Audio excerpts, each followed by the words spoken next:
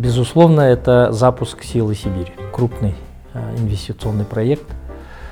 Сегодня мы с ним связываем очень большие надежды, и его непосредственное влияние на экономику Якутии, на занятость населения.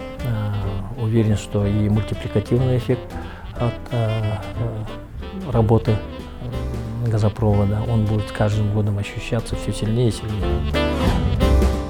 Нужно отметить, что в этом году в Нижний Бестях принимал первый пассажирский поезд. И мы вовлечены сегодня в единую логистическую сеть в Российской Федерации. Это очень большое подспорье не только для пассажирских перевозок, но и для завоза грузов.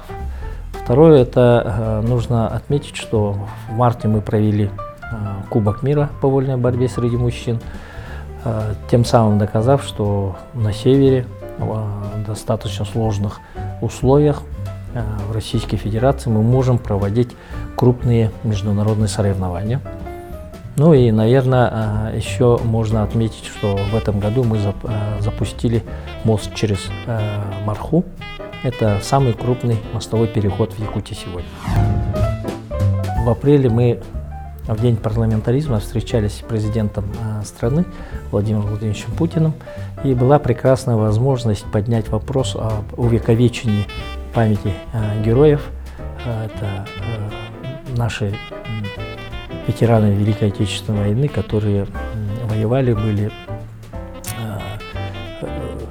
представлены к званию героя. Ну, звание героя им не были присуждены, да, были вручены ордена, и это была возможность поднять этот вопрос, и я думаю, мы его упустили.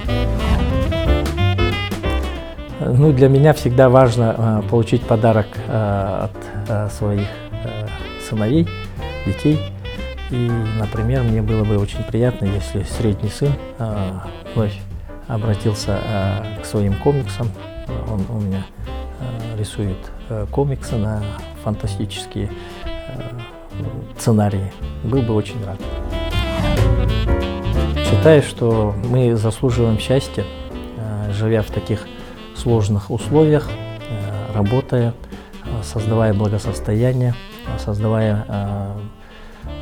решая крупные задачи не только в экономике, но и в геополитике.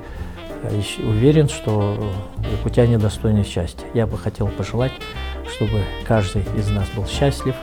Если мы ощущаем себя счастливыми людьми, то, безусловно, вся атмосфера в обществе будет иной.